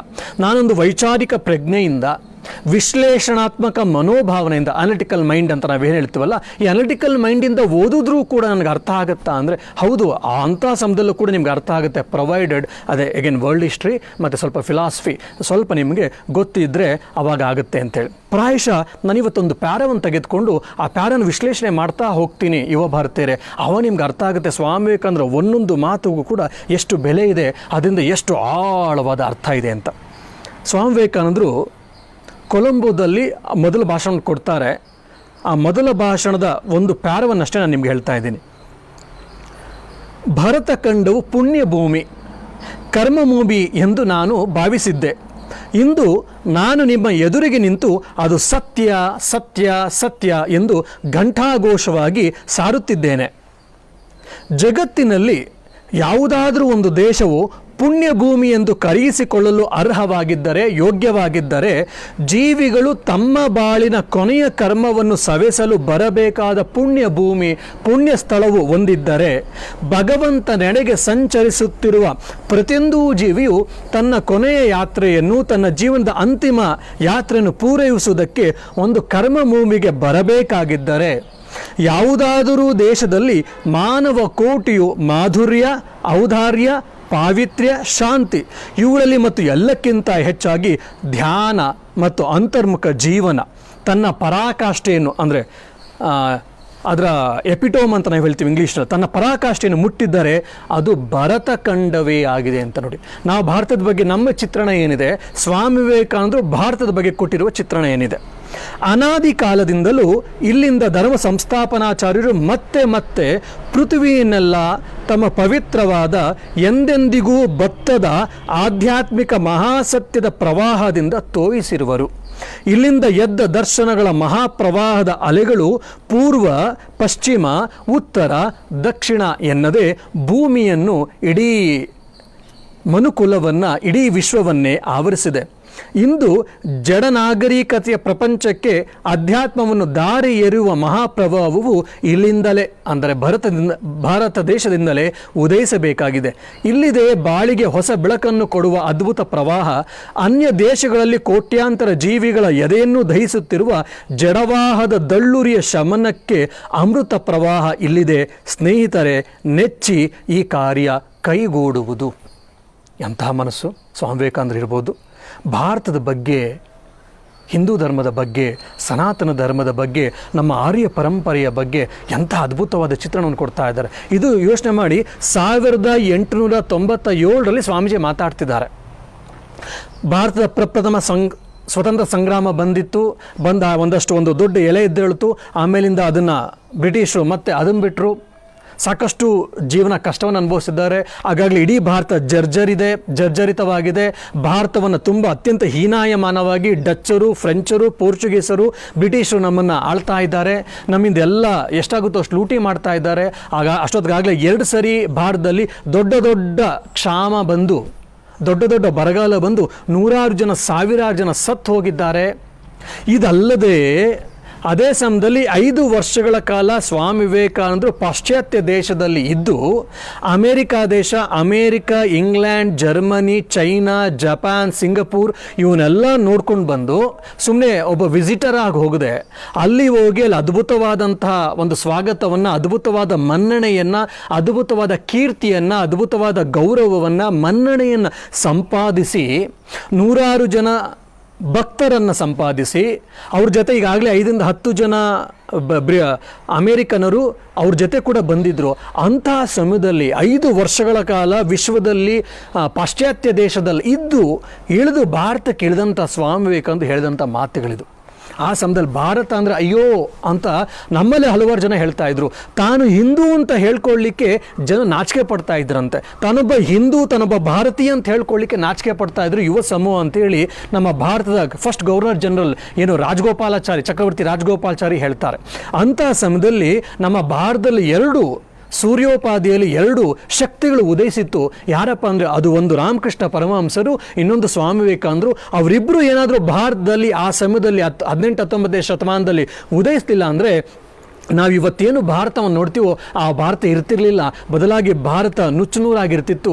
ಭಾರತ ಇನ್ನೊಬ್ಬರಿಂದ ಆಕ್ರಮಣವನ್ನು ಮಾಡಿಕೊಂಡಿದ್ದು ರಾಜಕೀಯವಾಗಿ, ಜೊತೆಗೆ ಸಾಂಸ್ಕೃತಿಕವಾಗಿ, ಧಾರ್ಮಿಕವಾಗಿ, ಆಧ್ಯಾತ್ಮಿಕವೂ ಕೂಡ ನಮ್ಮತನವನ್ನು, ನಮ್ಮ ಸಂಸ್ಕೃತಿಯನ್ನು, ನಮ್ಮ ಅಸ್ಮಿತೆಯನ್ನು ಕಳ್ಕೊಂಡ್ಬಿಡ್ತಾ ಇದ್ವಿ. ಹಾಗಾಗಿ ನಾವು ಇವತ್ತೇನು ನವಭಾರತವನ್ನು ನೋಡ್ತಾ ಇದ್ದೀವೋ, ನಮ್ಮ ಆಧ್ಯಾತ್ಮಿಕತೆಯನ್ನು, ಧಾರ್ಮಿಕತೆ ನೋಡ್ತಾ ಇದ್ದೀವೋ, ಅದೆಲ್ಲದಕ್ಕೂ ಮೂಲ ಕಾರಣೀಭೂತರು ಯಾರಪ್ಪ ಅಂದರೆ ಭಗವಾನ್ ಶ್ರೀರಾಮಕೃಷ್ಣ ಪರಮಹಂಸರು ಮತ್ತು ಸ್ವಾಮಿ ವಿವೇಕಾನಂದರು ಅಂತ ಹೇಳ್ತಾರೆ. ಯಾಕೆ ಇವ್ರು ಏನು ಮಾಡಿದ್ರು? ಶ್ರೀರಾಮಕೃಷ್ಣ ಪರಮಹಂಸರು ಬಂದು ಸಾಧನೆಯನ್ನು ಮಾಡಿ 12 ವರ್ಷಗಳ ಕಾಲ ಅತ್ಯಂತ ತೀವ್ರತಮವಾದ ಸಾಧನೆಯನ್ನು ಮಾಡಿ 2,500, 3,000, 5,000 ವರ್ಷಗಳಲ್ಲಿ ಯಾವ ಸಾಧು ಸಂತರು ಮಹಾತ್ಮರು ಹಿಂದೂ ಧರ್ಮದ ಬೇರೆ ಬೇರೆ ಮತ ಮತ್ತು ಪಂಗಡಗಳಲ್ಲಿ, ವಿವಿಧ ಪಂಥಗಳಲ್ಲಿ ಸಾಧನೆಗಳನ್ನು ಮಾಡಿದರು. ಶಾಕ್ತ, ವೈಷ್ಣವ, ಶೈವ, ಗಾಣಪತ್ಯ ಇತ್ಯಾದಿಗಳಲ್ಲಿ ಏನೇನು ಸಾಧನೆಗಳನ್ನು ಮಾಡಿದ್ರು, ತಂತ್ರ, ವೈದಿಕ, ಅವೈದಿಕ ಆ ಎಲ್ಲ ಸಾಧನೆಗಳು ಶ್ರೀರಾಮಕೃಷ್ಣ 12 ವರ್ಷದಲ್ಲಿ ಮಾಡ್ತಾರೆ. ಅದಲ್ಲದೆ ಇಸ್ಲಾಂ ಧರ್ಮ, ಕ್ರೈಸ್ತ ಧರ್ಮದ ಸಾಧನೆಗಳನ್ನೂ ಮಾಡಿ ಆ ಇಡೀ ಅವರ ತಪಶಕ್ತಿಯನ್ನು ಭಾರತಕ್ಕೆ ಧಾರೆ ಎರಿತಾರೆ. ಭಾರತದ ಕುಂಡಲಿನ ಆತ್ಮಕುಂಡಲಿನ ಜಾಗೃತ ಮಾಡಿದ್ರು ಅಂತ ಹೇಳಿ ಹಿರಿಯರು ಹೇಳದ್ದು, ಸ್ವಾಮಿ ವಿವೇಕಾನಂದ ಹೇಳಿದ್ದು ನಾವು ಕೇಳ್ತೀವಿ. ಶ್ರೀರಾಮಕೃಷ್ಣರು ತಮ್ಮ ತಪಶಕ್ತಿಯಿಂದ ಭಾರತದ ಕುಂಡಲಿನ ಜಾಗೃತ ಮಾಡ್ತಾರೆ ಅಂತ ಹೇಳಿ. ಹೇಗೆ ಗಂಗಾ ನದಿ ಹಲವಾರು ಬಾರಿ ತನ್ನ ಹರಿಯುವ ದಿಕ್ಕನ್ನು ಬದಲಾಯಿಸಿದೆ ಅಂತ ಹೇಳ್ತಾರೆ, ಅದೇ ರೀತಿ ಭಾರತದ ದಿಕ್ಕನ್ನೇ ಬದಲಾಯಿಸಿಬಿಟ್ರು ಶ್ರೀರಾಮಕೃಷ್ಣ ತನ್ನ ತಪಶಕ್ತಿಯಿಂದ. ಆ ತಪಶಕ್ತಿ ಮೇರುಕೃತಿ ಸ್ವಾಮಿ ವಿವೇಕಾನಂದರು ಮತ್ತೊಮ್ಮೆ ವಿಶ್ವಕ್ಕೆ ಹೋಗಿ ನಮ್ಮ ಆರ್ಯ ಸಂಸ್ಕೃತಿಯ ಬಗ್ಗೆ, ನಮ್ಮ ವೇದಾಂತದ ಬಗ್ಗೆ ಪ್ರಚಾರವನ್ನು ಮಾಡಿ ನಮ್ಮ ಭಾರತದ ಬಗ್ಗೆ, ವೇದಾಂತ ಧರ್ಮದ ಬಗ್ಗೆ ತಪ್ಪು ಮಾಹಿತಿಗಳನ್ನು, ಅಪಪ್ರಚಾರವನ್ನು ಮಾಡಿದಂಥ ಕ್ರೈಸ್ತ ಮಿಷನರಿಗಳನ್ನು ಮತ್ತು ಕೆಲವು ಭಾರತೀಯರ ತಪ್ಪು ಸಂದೇಶಗಳನ್ನು ಅಳಿಸಿ ಭಾರತದ ಬಗ್ಗೆ ಸರಿಯಾದ ಭಾವನೆ ಬರುವಾಗೆ, ಭಾರತೀಯದ ಬಗ್ಗೆ ಅವರ ಇಡೀ ವಿಶ್ವದಲ್ಲೇ ಅವರ ಭಾವನೆಗಳು ಬದಲ ಹಾಗೆ ಮಾಡ್ತಾರೆ ಸ್ವಾಮಿ ವಿವೇಕಾನಂದರು. ಅದಾಗಿ ಬಂದು ಭಾರತೀಯ ಯುವತಿಯರಿಗೆ ಕರೆ ಕೊಟ್ಟು 100 ಜನ, 1000 ಜನ ಯುವತಿಯರನ್ನು ಬಡಿದೆಬ್ಬಿಸಿ ಸ್ವಾತಂತ್ರ್ಯ ಸಂಗ್ರಾಮಕ್ಕೆ ರೆಡಿ ಮಾಡ್ತಾರಲ್ಲ, ಮತ್ತು ಅವರವರ ವ್ಯಕ್ತಿತ್ವವನ್ನು ರೂಪಿಸ್ಕೊಳ್ಳಿಕ್ಕೆ ರೆಡಿ ಮಾಡ್ತಾರಲ್ಲ, ಮಹಾರಾಜನ ರೂಪಿಸ್ಕೊಳ್ಳಿಕ್ಕೆ ರೆಡಿ ಮಾಡಿದ್ರಲ್ಲ. ಸ್ವಾಮಿ ವಿವೇಕಾನಂದ ಏನು ಕೊಟ್ಟರು ಭಾರತೀಯರಿಗೆ ಅಂದರೆ ತಮ್ಮ ಆತ್ಮಶಕ್ತಿಯನ್ನು ಕೊಟ್ಟರು. ಅಂದರೆ ತಮ್ಮ ಆತ್ಮಶಕ್ತಿಯನ್ನು ಗುರುತಿಸ್ಕೊಳ್ಳುವಂತೆ ಮಾಡಿದ್ರು. ಅವರ ಸ್ವಾಭಿಮಾನವನ್ನು ಕೊಟ್ಟರು, ಅವರ ದೇಶಾಭಿಮಾನವನ್ನು ಜಾಗೃತ ಮಾಡಿದ್ರು ಯುವಕರೇ. ಹಾಗಾಗಿ ಈ ಎಲ್ಲ ಅದ್ಭುತವಾದ ಆಲೋಚನೆಗಳು, ವಿಚಾರಧಾರೆಗಳು, ಚಿಂತನೆಗಳು ಈ ಕೊಲಂಬೋಯಿಂದ ಆಲ್ಮೋರಕ್ಕೆ ಇದೆ, ಪುಸ್ತಕದಲ್ಲಿದೆ. ನೀವು ಎಷ್ಟು ಜನ ಓದಿದ್ರೋ ಇಲ್ವೋ ಗೊತ್ತಿಲ್ಲ. ಸ್ವಾಮಿ ವಿವೇಕಾನಂದಸ್ ನ್ಯೂ ಡಿಸ್ಕವರೀಸ್ ಅಂತ ಮೇರಿ ಲೂಯಿಸ್ ಬರ್ಗ್ ಬರೆದಿದ್ದಾರೆ. ತುಂಬ ಅದ್ಭುತವಾದಂಥ 8 ವಾಲ್ಯೂಮಲ್ಲಿ ಎಕ್ಸಾಸ್ಟಿವ್ ಅದು ವರ್ಕು. ಅದಲ್ಲಿ ಓದಿದಾಗ ಮೇರಿ ಲೂಯಿಸ್ ಬರ್ಕು ಪಾಶ್ಚಾತ್ಯ ದೇಶದಲ್ಲಿ ಹುಟ್ಟಿ ಒಬ್ಬ ಕ್ರೈಸ್ತ ಮಹಿಳೆ ಇದನ್ನು ದಾಖಲಾತಿ ಮಾಡ್ತಾಳೆ. ಸ್ವಾಮಿ ವಿವೇಕಾನಂದರ ಸಂದೇಶದಿಂದ ಪಾಶ್ಚಾತ್ಯ ದೇಶಗಳಲ್ಲಿ ಸ್ವಾಮಿ ವಿವೇಕಾನಂದರ ಭಾಷಣಗಳಿಂದ 100 ಜನ, 1000 ಜನ ಕಿಕ್ಕಿರಿದು ತುಂಬ್ತಾ ಇದ್ರು ಸ್ವಾಮಿ ವಿವೇಕಾನಂದರ ಉಪದೇಶಗಳನ್ನು ಕೇಳಲಿಕ್ಕೆ ಅಂತ ನಮ್ಗೆ ಅದೆಲ್ಲ ಗೊತ್ತು. ಅದು ಅಷ್ಟೇ ಅಲ್ಲದೆ ವರ್ಷಕ್ಕೆ ಎಕ್ಸಾಕ್ಟ್ ನಂಬರ್ ಅಂದರೆ $10 ಮಿಲಿಯನ್ ದುಡ್ಡು ಚರ್ಚ್ಗಳಿಗೆ ಬರೆದು ನಿಂತೋಯ್ತು ಸ್ವಾಮಿ ವಿವೇಕಾನಂದರ ಮಾತುಗಳನ್ನು ಕೇಳಿ ಅಂತ ಹೇಳ್ತಾರೆ. ಯಾಕೆ? ಏನು ಕ್ರೈಸ್ತ ಮಿಷನ್ಗಳು ಭಾರತದ ಬಗ್ಗೆ, ಹಿಂದೂ ಧರ್ಮದ ಬಗ್ಗೆ ತಪ್ಪು ಕಲ್ಪನೆಗಳನ್ನು ಕೊಟ್ಟು ಅಪಪ್ರಚಾರವನ್ನು ಮಾಡಿದ್ರು, ಅದಕ್ಕೆ ನಮ್ಮ ಭಾರತೀಯರು ಕೆಲವರು ಕೈ ಜೋಡಿಸಿದ್ರು. ಅದೆಲ್ಲವೂ ಕೂಡ ತಪ್ಪು ಆಲೋಚನೆ. ಭಾರತ ಅತ್ಯಂತ ಆ ರೀತಿ ಕೀಳು ದೇಶವಲ್ಲ, ಭಾರತೀಯರು ಕೀಳರಲ್ಲ, ಮತ್ತು ಹಿಂದೂಗಳು ಆ ಥರ ತಪ್ಪು ಕೆಲಸಗಳನ್ನು ಮಾಡ್ತಿಲ್ಲ ಅಂತೇಳಿ ಅವರ ಭಾವನೆಗಳು ಸರಿಯಾಗಿ ಚರ್ಚ್ಗಳಿಗೆ ಡೊನೇಷನ್ ಕೊಡ್ತಾ ಇದ್ದಿದ್ದು ಮತ್ತು ಕನ್ವರ್ಷನ್ಸ್ಗೆ ಕೊಡ್ತಾ ಇದ್ದ ಹಣ ಎಲ್ಲವನ್ನೂ ನಿಲ್ಲಿಸ್ತಾರೆ. ಆಗಿನ ಕಾಲದಲ್ಲಿ ನನಗೆ ನೆನಪಿರುವಂತೆ $10 ಮಿಲಿಯನ್ ಹಣ ಚರ್ಚ್ಗಳಿಗೆ ಬರೆದು ನಿಂತೋಯ್ತು ಅಂತ ಹೇಳ್ತಾರೆ ಅಂತ ಹೇಳಿ ಮೇರಿ ಲೂಯಿಸ್ ಬರ್ಕು ಆ ವಿವೇಕಾನಂದ ನ್ಯೂ ಡಿಸ್ಕವರೀಸಲ್ಲಿ ಬರೀತಾರೆ. ಅದರಿಂದ ಸಾಕಷ್ಟು ಜನ ಚರ್ಚಿನ ಪಾದ್ರಿಗಳು ಇವರೆಲ್ಲರೂ ಕೂಡ ಕುಪಿತರಾಗ್ತಾರೆ, ಹೊಟ್ಟೆ ಕಿಚ್ಚನ್ನು ಪಡ್ಕೊಳ್ತಾರೆ. ಅದಕ್ಕೆ ತೇಜೋವಧೆಯನ್ನು ಸ್ವಾಮಿ ವಿವೇಕಾನಂದರ ಮೇಲೆ ಮಾಡಲಿಕ್ಕೆ ಪ್ರಯತ್ನವನ್ನು ಮಾಡ್ತಾರೆ. ಸ್ವಾಮಿ ವಿವೇಕಾನಂದ ಜೀವನಕ್ಕೆ ಥ್ರೆಟ್ ಬರುವಂತೆ ಪ್ರಯತ್ನವನ್ನು ಕೂಡ ಮಾಡ್ತಾರೆ. ಆದರೆ ಅದನ್ನೆಲ್ಲವನ್ನು ಜಯಿಸ್ಕೊಂಡು ಬಂದಿದೆ ಸ್ವಾಮಿ ವಿವೇಕಾನಂದರು. ಮತ್ತು ಸ್ವಾಮಿ ವಿವೇಕಾನಂದರಿಗೆ ಎಷ್ಟೆಲ್ಲ ಅವಮಾನಗಳಾಗಿತ್ತು ಭಾರತದಲ್ಲಿ, ಸ್ವಾಮಿ ವಿವೇಕಾನಂದ ಎಷ್ಟೆಲ್ಲ ಕಷ್ಟಪಟ್ಟಿದ್ರು ಪರಿವ್ರಾಜಕ ದಿನಗಳಲ್ಲಿ, ಅದೆಲ್ಲ ನಾವು ಸ್ವಾಮಿ ವಿವೇಕಾನಂದ ಜೀವನ ಓದಿದ್ರೆ ನೆನಪಾಗುತ್ತೆ. ಅದೆಲ್ಲ ಆಗಿದ್ದು 5 ವರ್ಷದಲ್ಲಿ ಅಷ್ಟೆಲ್ಲ ಕೀರ್ತಿಯನ್ನು ಉತ್ತುಂಗಕ್ಕೆ ತೆಗೆದುಕೊಂಡು ಒಬ್ಬ ವರ್ಲ್ಡ್ ಸೆಲೆಬ್ರಿಟಿ ಅಂತ ನಾವು ಇವತ್ತು ಮಾತಾಡಿದ್ರೆ ಹೆಂಗೆ ಆ ಸ್ವಾಮಿ ವಿವೇಕಾನಂದ ವರ್ಲ್ಡ್ ಸೆಲೆಬ್ರಿಟಿ ಆಗಿದ್ದ ಸ್ವಾಮಿ ವಿವೇಕಾನಂದರು ತನ್ನ ಮಾತೃಭೂಮಿಗೆ ಬಂದಾಗ ಮಾತಾಡಿದ ಮೊದಲನೆಯ ಭಾಷಣದಲ್ಲಿ ಅವ್ರು ಹೇಳಿದ್ದೇನಪ್ಪ ಅಂದರೆ, ನನ್ನ ಭಾರತ ಪುಣ್ಯಭೂಮಿ, ನಾನು ಭಾರತವನ್ನು ಮೊದಲು ಪ್ರೀತಿಸ್ತಿದ್ದೆ ನಾನೊಬ್ಬ ಭಾರತೀಯನಾಗಿ. ಆದರೆ ಪಾಶ್ಚಾತ್ಯ ದೇಶಗಳಿಗೆಲ್ಲ ಭಾರತ ದೇಶಕ್ಕೆ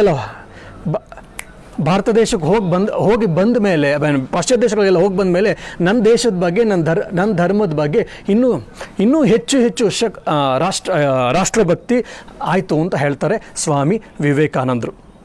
ಸೊ ಈಗ ನಾನು ಹೇಳಿದೆ, ಭಾರತ ಅತ್ಯಂತ ಪುಣ್ಯಭೂಮಿ. ಭಾರತದಲ್ಲಿದ್ದಂಥ ಪ್ರಭಾವ, ವಿಶೇಷವಾಗಿ ಆಧ್ಯಾತ್ಮಿಕ ಪ್ರಭಾವ ಇಡೀ ಜಗತ್ತನ್ನು ತೋಯಿಸ್ತು. ದಕ್ಷಿಣ ದಿಕ್ಕಿನಲ್ಲಿರ್ಬೋದು, ಉತ್ತರ ದಿಕ್ಕಿನಲ್ಲಿರ್ಬೋದು, ಪೂರ್ವ ದಿಕ್ಕಿನಲ್ಲಿರ್ಬೋದು, ಪಶ್ಚಿಮ ದಿಕ್ಕಿನಲ್ಲಿರ್ಬೋದು ಅಂತ ಸ್ವಾಮಿ ವಿವೇಕಾನಂದ ಹೇಳ್ತಾರೆ. ಮತ್ತು ಇಲ್ಲಿವರೆಗೂ ಏನೇನು ಉನ್ನತವಾದ ವಿಚಾರಗಳು ಹೋಗಿದೆಯೋ ಅದೆಲ್ಲವೂ ಕೂಡ ಇಲ್ಲಿಂದನೇ ಅಂಥೇಳಿ ಹೇಳ್ತಾರೆ. ಇದು ಕೇಳಿದಾಗ ನಿಮಗೆ ಪ್ರಾಯಶಃ ಸ್ವಾಮಿ ವಿವೇಕಾನಂದರು ಅಭಿಮಾನದಿಂದ ತನ್ನ ರಾಷ್ಟ್ರ ತನ್ನ ದೇಶ ಅನ್ನುವಂಥ ಒಂದು ಅಭಿಮಾನದಿಂದ ಮಾತಾಡಿರ್ಬೋದಲ್ಲ. ಇಲ್ಲ, ಸ್ವಾಮಿ ವಿವೇಕಾನಂದರು ಪ್ರತಿಯೊಬ್ಬ ಭಾರತೀಯನಿಗೆ ತನ್ನ ಭಾರತ ಶ್ರೇಷ್ಠ, ಅಮೇರಿಕನ್ಗೆ ಅವನ ದೇಶ ಶ್ರೇಷ್ಠ, ಇಂಗ್ಲೆಂಡ್ ಅವನಿಗೆ ಅವನ ದೇಶ ಶ್ರೇಷ್ಠ, ಸೌದಿ ಅರೇಬಿಯಾ ಅಲ್ಲಿ ಹುಟ್ಟಿದಾರಂಥವ್ನಿಗೆ ಅವನ ದೇಶ ಶ್ರೇಷ್ಠ ಅಂತ ಮಾತಾಡ್ತಾರೆ. ಸ್ವಾಮಿ ವಿವೇಕಾನಂದರು ಕೂಡ ಅದೇ ಥರ ಮಾತಾಡಿರ್ಬೋದಲ್ಲ ಅನ್ನುವಂಥ ಪ್ರಶ್ನೆ, ಸಂದೇಹ ನಿಮ್ಮಲ್ಲಿ ಬರ್ಬೋದು. ಹಾಗಾಗಿ ಅದಕ್ಕೆ ಪುಷ್ಟಿದಾಯಕವಾಗಲಿ, ಇಲ್ಲ ನಿಮ್ಗೆ ಅದು ಇತಿಹಾಸಗಳು ಎಷ್ಟೋ ಜನ ನಿಮ್ಗೆ ಗೊತ್ತಿರಲ್ಲ. ಹಾಗಾಗಿ 1-2-3 ವಿಷಯಗಳು ನಿಮ್ಗೆ ಹೇಳ್ತೇನೆ. ಜರ್ಮನ್ ಫಿಲಾಸಫರ್ ಸ್ಕೋಫನ್ಹಾರ್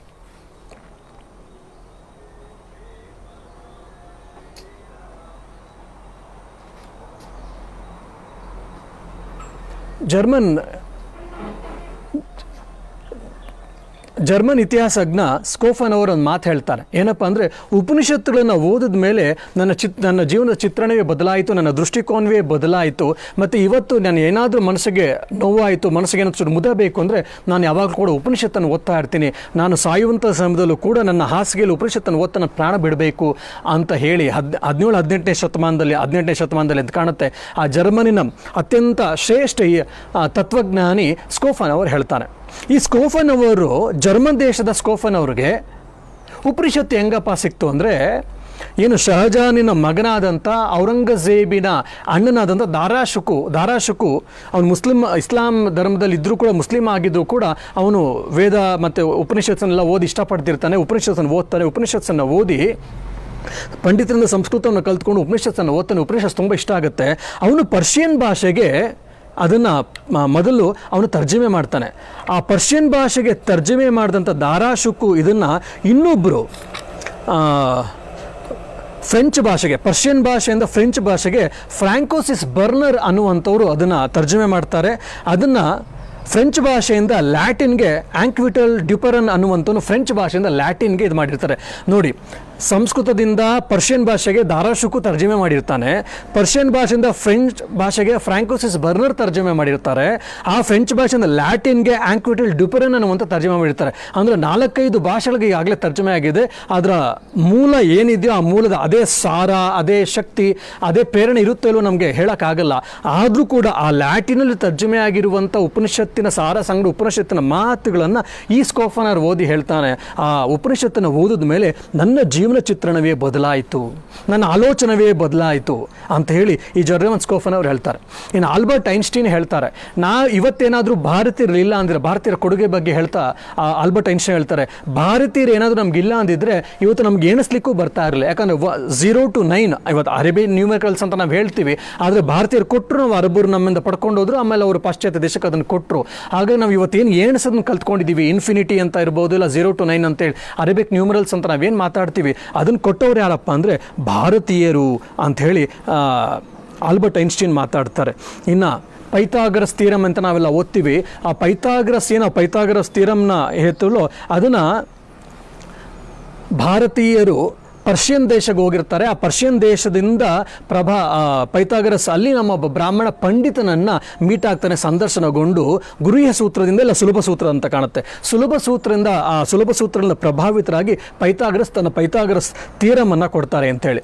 ಇನ್ನು ಯುರೋಪ್ನಲ್ಲಿ ಹೆರಾಕ್ಲಿಟಿಸ್, ಎಂಪೆಡಿಕಸ್, ಅನಾಕ್ಸಗರಸ್, ಡೆಮಾಕ್ರಿಟಿಸ್, ಎಪಿಕ್ಯೂರಸ್ ಅನ್ನುವಂಥ ಏನು ಶ್ರೇಷ್ಠ ಗ್ರೀಕಿನ ತತ್ವಜ್ಞಾನಿಗಳು ಅಂತ ನಾವೆಲ್ಲ ಓದ್ತಾ ಇರ್ತೀವೋ, ಗ್ರೀಕ್ ತತ್ವಶಾಸ್ತ್ರ ನೀವು ಯಾರು ಓದಿರ್ತೀರೋ ಅವರೆಲ್ಲ, ನೀವು ಪ್ರೀ ಸಾಕ್ರೆಟಿಸ್ ಇವರೆಲ್ಲ ನೀವು ಓದಿರ್ತೀರಾ. ಅವರೆಲ್ಲರೂ ಕೂಡ ಪ್ರಭಾವಿತರಾಗಿದ್ದು ಯಾರಿಂದ ಅಂದರೆ ನಮ್ಮ ಭಾರತೀಯ ಸಾಂಖ್ಯ, ಭಾರತದ ಅತ್ಯಂತ ಹಳೆಯ ತತ್ವಶಾಸ್ತ್ರ ಯಾವುದಪ್ಪ, ಅತ್ಯಂತ ಪುರಾತನ ತತ್ವಶಾಸ್ತ್ರ ವೇದಾಂತಕ್ಕಿಂತ ಮುಂಚೆ ಸಾಂಖ್ಯ ತತ್ವಶಾಸ್ತ್ರ. ಆ ಸಾಂಖ್ಯ ತತ್ವಶಾಸ್ತ್ರದಿಂದ ಅವರೆಲ್ಲ ಪ್ರಭಾವಿತರಾಗಿದ್ದರು ಅಂತ ಹೇಳ್ತಾರೆ. ಮತ್ತು ಇನ್ನೊಂದು ಕಡೆ ಭಾರತೀಯ ಸಿದ್ಧಾಂತದಿಂದ ನೇತಿ ಇದಲ್ಲ ಅಂದರೆ ನಾವು ಆತ್ಮ ಅಂದರೆ ಏನು ಅಂತ ಹೇಳೋಕ್ಕಾಗೋದಿಲ್ಲ, ಬದಲಾಗಿ ಅದು ಏನೆಲ್ಲ ಅಂತ ಹೇಳ್ಬೋದು.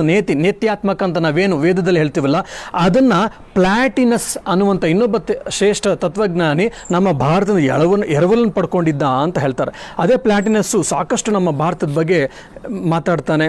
ಅದೇ ರೀತಿ ಅಥೆನ್ಸಲ್ಲಿ ಭಾರತೀಯ ಚಿಂತಕರು ಆಗಲೇ ಇದ್ದರು ಮತ್ತು ಅವರೆಲ್ಲರೂ ಕೂಡ ಸಾಕ್ರೆಟಿಸ್ ಅವ್ರನ್ನೆಲ್ಲ ವಿಶೇಷವಾಗಿ ಸಂದರ್ಶನ ಮಾಡಿದ್ದ ಅಂತ ನಮಗೆ ಇತಿಹಾಸದಲ್ಲಿ ಸಿಗುತ್ತೆ.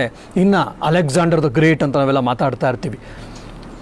ಅಲೆಕ್ಸಾಂಡರು ಅವನ ದೇಶವನ್ನು ಬಿಟ್ಟು ವಿಜಯಯಾತ್ರೆಗೆ ಹೊರಟಾಗ ಅಲೆಕ್ಸಾಂಡರ್ ಗುರು ಅರಿಸ್ಟಾಟಲ್ ಹತ್ರ ಕೇಳ್ತಾನೆ, ಗುರುಗಳೇ, ನಾನು ಇಡೀ ವಿಶ್ವವನ್ನು ಗೆದ್ದು ಬರಬೇಕು ಅಂತಿದ್ದೇನೆ, ಈಗ ಹೋಗ್ತಾ ಇದ್ದೀನಿ, ನಿಮ್ಗೇನಾದರೂ ಬೇಕಾದರೆ ಗುರುದಕ್ಷಿಣೆ ಏನು ಬೇಕು ಹೇಳಿ, ನಿಮ್ಗೇನಾದರೂ ಬೇಕಾದ್ರೆ ಹೇಳಿ, ನಾನು ತರ್ತೀನಿ, ಯಾವ ದೇಶದಿಂದ ಬೇಕಾದ್ರು ಅಂದಾಗ ಅವ್ರು ಹೇಳ್ತಾರೆ, ನೋಡು, India is the mother of philosophers, India is the land of philosophers. ಇಡೀ ಭಾರತ ತತ್ವಜ್ಞಾನಿಗಳ ತವರೂರು ಅಂಥೇಳಿ ನನ್ನ ಗುರುಗಳಿಂದ ಕೇಳಿದ್ದೀನಿ.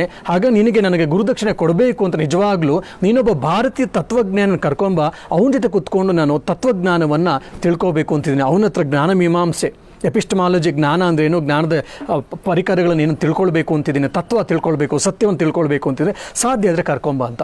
ಒಬ್ಬ ತತ್ವಜ್ಞಾನಿ ಅಷ್ಟೇ ಅಲ್ವಾ ಬಿಡು ಅಂತೇಳಿ ಅವರು ಆಯ್ತು ಗುರುಗಳೇ ಅಂತ ಬರ್ತಾರೆ. ಕೊನೆಗೆ ಪುರೂರಸ್ ಅಂದರೆ ಪುರೂರವನ ಜೊತೆ ಯುದ್ಧ ಎಲ್ಲ ಆಗುತ್ತದೆಲ್ಲ ನಮಗೆ ಗೊತ್ತಿದೆ. ಅದೆಲ್ಲ ಮುಗಿಸ್ಕೊಂಡೇನೇನು ಮಗಧ ಸಾಮ್ರಾಜ್ಯ ಪಾಕಿಸ್ತಾನವರೆಗೂ ಅಷ್ಟೇ ಬಂದಿದ್ದು, ಆಮೇಲೆ ಬರಲಿಲ್ಲ. ಆಮೇಲೆ ಆಗದ ಕಾಲ ಮಗಧ ಸಾಮ್ರಾಜ್ಯ ತುಂಬ ದೊಡ್ಡದಾಗಿತ್ತು, ಹಾಗಾಗಿ ಅದನ್ನು ಎದುರಿಸ್ಲಿಕ್ಕೆ ಆಗಲ್ಲ ಅಂತೇಳಿ ಅಲೆಕ್ಸಾಂಡರ್ ಸೈನಿಕರು ನಿಂತ್ಕೊಳ್ತಾರೆ. ಅವನು ಏನು ಹೇಳಿದ್ರು ಕೂಡ ಕೇಳೋದಿಲ್ಲ. ಕೊನೆಗೆ ವಾಪಸ್ ಹೋಗಬೇಕು ಅಂತ ನಿಶ್ಚಯ ಆದಾಗ ಅವನ ಗುರುಗಳು ಹೇಳಿದಂಥ ಮಾತು ನೆನಪಾಗುತ್ತೆ. ಅವನ ಕಮಾಂಡರ್ಗೆ ಹೇಳ್ತಾರೆ, ಪುರೂರವನ ಸಹಾಯದಿಂದ ಇಲ್ಲಿ ಯಾರಾದರೂ ಒಬ್ಬರು ತತ್ವಜ್ಞಾನಿಗಳು ಸಿಗ್ತಾರಾ ಅಂತ. ಆ ಪುರೂರವನ ಸೇನಾಧಿಪತಿ ಹೇಳ್ತಾನೆ, ಇಲ್ಲಿ ನಮ್ಮಲ್ಲಿ ಏನು ಬೇಕಾದ ಒಬ್ಬೊಬ್ಬರು ಬೀದಿಗೊಬ್ಬರು ಸಾಧು ಸಂತರು ತತ್ವಜ್ಞಾನಿಗಳಿದ್ದಾರೆ, ಇಲ್ಲಿ ನಮಗೇನದೇನು ದೊಡ್ಡ ವಿಷಯ ಅಲ್ಲ, ನೀವು ಯಾರು ಬೇಕಾದ್ರೆ ಕರ್ಕೊಂಡು ಹೋಗಿ ಅಂತೇಳಿ. ಸರಿ, ಆ ಸಮಯದಲ್ಲಿ ದಂಡಮಿಸ್ ಅಂತ ಹೇಳಿ ಅವ್ರು ಹೇಳ್ತಾರೆ. ದಂಡಮಿಸ್ ಅಂದರೆ ಏನಿಲ್ಲ, ದಂಡಿ ಸ್ವಾಮಿಗಳು ಅಂತ. ಅಂದರೆ ಸ್ವಾಮಿಗಳು ಯಾವಾಗಲೂ ಸಾಮಾನ್ಯ ದಂಡವನ್ನು ಇಟ್ಕೊಳ್ಳೋದು ನೀವು ನೋಡಿರ್ತೀರ. ಆ ದಂಡವನ್ನು ಯಾರು ಇಟ್ಕೊಳ್ಳೋದು ದಂಡಿ ಸ್ವಾಮಿ ಅಂತ ಕರೀತಾರೆ. ಸೊ ಅವ್ರು ದಂಡಮಿಸ್ನ, ಆ ದಂಡಿ ಸ್ವಾಮಿಗಳು ಅವ್ರು ದಂಡಮಿಸ್ ಅಂತ ಅಂದ್ಬಿಟ್ರು. ಅದೇನು ದಂಡಮಿಸ್ ಅಂದರೆ ಏನು ದೊಡ್ಡದಾಗಿ ನಾವು ಹೇಳ್ತಾ ಇರ್ತೀವಿ. ಗ್ರೀಕರು ದಂಡಮಿಸ್ ಅಂತ ಹೇಳ್ತಾರೆ. ಆ ಒಬ್ಬ ಸಾಧು ಹತ್ರ ಹೋಗ್ತಾರೆ, ಅಲೆಕ್ಸಾಂಡರ್ ದ ಗ್ರೇಟ್, ಇಡೀ ವಿಶ್ವದ ಸಾಮ್ರಾಟ ಅಲೆಕ್ಸಾಂಡರು, ನಮ್ಮ ದೊರೆ ಅಲೆಕ್ಸಾಂಡರ್ ನೀನು ಬರಬೇಕು ಅಂತ ಹೇಳ್ತಾ ಇದ್ದಾನೆ ದಂಡಮಿಸ್, ನೀನು ಬಾ, ನಿನಗೆ ಸಾವಿರಾರು ರೂಪಾಯಿ ಕೊಡ್ತಾರಂತೆ, ನಿನಗೆ ಚಿನ್ನ, ಬೆಳ್ಳಿ, ಬಂಗಾರ, ವಜ್ರ, ಪಚ್ಚೆ ಏನು ಬೇಕಾದ್ರೂ ಕೊಡ್ತಾರಂತೆ, ನೀನು ಏನು ಬೇಕಾದ್ರೂ ಕೇಳಿದ್ರು ಕೊಡ್ತಾರಂತೆ, ಬಟ್ ನೀನು ಅವ್ರ ಜೊತೆ ಬರಬೇಕಂತೆ ಅಂತ. ಅವನು ಜೋರಾಗಿ ನೊಕ್ಬಿಡ್ತಾರೆ ಆ ಸಾಧುಗಳು. ಏನು ಕೇಳಿದ್ರೆ, ನಂಗೆ ಭಗವಂತ ಎಲ್ಲ ಕೊಟ್ಟಿದ್ದಾನೆ, ಅವನು ದೇವರಲ್ಲ, ಅವನು ರಾಜ ಆಗಿರ್ಬೋದು, ಅವನು ದೊರೆ ಅಲ್ಲ, ಅವನು ಇಂದ್ರಿಯ ದಾಸ, ಬದಲಾಗಿ ಯಾರು ಭಗವಂತನ ದಾಸರು ಅವ್ರು ನಿಜವಾದ ಪ್ರಭುಗಳು. ಇಂದ್ರಿಯ ದಾಸನಾಗಿದ್ದು ಅವನು ಇಡೀ ವಿಶ್ವವನ್ನು ಗೆದ್ದಿದ್ರು ಕೂಡ ಅವನು ದಾಸನೇ ಆಗಿರ್ತಾನೆ. ಮತ್ತು ಇನ್ನೊಂದಷ್ಟು ದಿವಸ ಅವ್ನು ಇರ್ತಾನೋ ಇಲ್ವೋ ಗೊತ್ತಿಲ್ಲ. ಅವ್ನು ಕರೆದ ತಕ್ಷಣ ನಾನು ಯಾಕೆ ಬರಲಿ, ನನ್ನ ಭಗವಂತ ನನಗೆ ಬೇಕು, ಎಲ್ಲವನ್ನೂ ಕೊಟ್ಟಿದ್ದಾನೆ, ಹೋಗು ಅಂತ ಹೇಳಿ ಕಳಿಸ್ತಾನೆ. ಅವನ ಆತ್ಮವಿಶ್ವಾಸ, ಅವನು ಕೆಚ್ಚಿದೆ, ಧೈರ್ಯವನ್ನು ಕಂಡು ಆಶ್ಚರ್ಯ ಆಗುತ್ತೆ. ಆ ಸೇನಾಧಿಪತಿ ಹೋಗಿ ಅಲೆಕ್ಸಾಂಡರ್ ಕೇಳಿದಾಗ ಅಲೆಕ್ಸಾಂಡರ್ ಹೇಳ್ತಾನೆ, ನಾನು ಹೇಳಿದೆ ಅಂತ ಹೇಳಿದೆಯಾ ಅಂದರೆ ಹ್ಞೂ. ಅವನು ಆದರೂ ಬರಲ್ಲ ಅಂತ ಅಂದಾಗ ಅಲೆಕ್ಸಾಂಡರ್ಗೆ ಪ್ರಪ್ರಥಮವಾಗಿ ಸತ್ಯ ದರ್ಶನ ಆಗುತ್ತೆ. ಇಡೀ ವಿಶ್ವವೇ ತನ್ನನ್ನು ಕಂಡ್ರೆ ನಡುತ್ತಾ ಇದೆ. ರಾಜರು ಎಲ್ಲ ಕೂಡ ನತಮಸ್ತಕರಾದರು, ಮಂಡಿಯವರು ಕೂತಿದ್ರು ಅಂತೆಲ್ಲ ಅವನ್ನೆಲ್ಲ ಅಂದ್ಕೊಂಡು, ನನ್ನ ಮುಂದೆ ಯಾರು ನಿಂತ್ಕೊಳ್ಳಲ್ಲ ಸರಿಸಮಾನವಾಗಿ ಅಂತ ಯೋಚನೆ ಮಾಡ್ತಾ ಅಲೆಕ್ಸಾಂಡರ್ಗೆ ಒಂದು ಶಾಕ್ ಆಗುತ್ತೆ. ಏನಪ್ಪ ಅಂದರೆ, ಒಬ್ಬ ಬಿಡಿ ಸನ್ಯಾಸಿ ಅವನಿಗೆ ನಾನು ಕರೆದ್ರೆ ಬರಲ್ಲ ಅಂಥೇಳಿ ನನ್ನ ಆರ್ಡರನ್ನು ಅವನು ತೆಗೆದಾಕುವಷ್ಟು ಧೈರ್ಯವನ್ನೇ ಸೊಕ್ಕೆ, ನಡಿ ನಾನು ಬರ್ತೀನಿ ಅಂತೇಳಿ ಅಲೆಕ್ಸಾಂಡರು ಅವನ ಸೇನಾಧಿಪತಿ ಜೊತೆ ಬರ್ತಾನೆ. ಅವ್ನು ಬಂದು ಕರೆದಾಗ ನಾನು ಬರಲ್ಲ ಅಂತೆಲ್ಲ ಹೇಳಿದಾಗ ಆಮೇಲೆ ಅವರಿಬ್ಬರಲ್ಲೂ ಸಾಕಷ್ಟು ಸಂವಾದ ಆಗುತ್ತೆ. ಅಲೆಕ್ಸಾಂಡರ್ ಚಿತ್ರಣ, ಅವನ ಜೀವನ ದೃಷ್ಟಿಕೋನವೇ ಬದಲಾಗುತ್ತೆ. ಯಾಕಂದರೆ ಇದು ಅಂಥ ತತ್ವಜ್ಞಾನ ವಿಜ್ಞಾನಿಗಳದನ್ನು ತವರೂರು ಅಂಥೇಳಿ ಅರಿಸ್ಟಾಟಲ್ಗೂ ಕೂಡ ಗೊತ್ತಿತ್ತು ಅಂಥೇಳಿ. ಇನ್ನು ಅರೇಬಿಕ್ ಭಾಷೆಯಲ್ಲಿ ನಾವೇನಿವತ್ತು ವಿಜ್ಞಾನ, ಗಣಿತ, ಖಗೋಳಶಾಸ್ತ್ರಜ್ಞ ಇತ್ಯಾದಿ ಎಲ್ಲ ನೋಡ್ತೀವೋ ಅದನ್ನು ಆಮೇಲೆ ಕ್ರಿಶ್ಚಿಯನ್ರಾಗಿರ್ಬೋದು ಇಲ್ಲ ಪಾಶ್ಚಾತ್ಯ ದೇಶದವರು ಅವರಿಂದ ಎರವಲ್ ಪಡ್ಕೊಂಡ್ರು, ಅದೆಲ್ಲವನ್ನೂ ಕೂಡ ಈ ಭಾರತದಿಂದ ಪಡ್ಕೊಂಡ್ರು ಅಂತ ಹೇಳ್ತಾರೆ.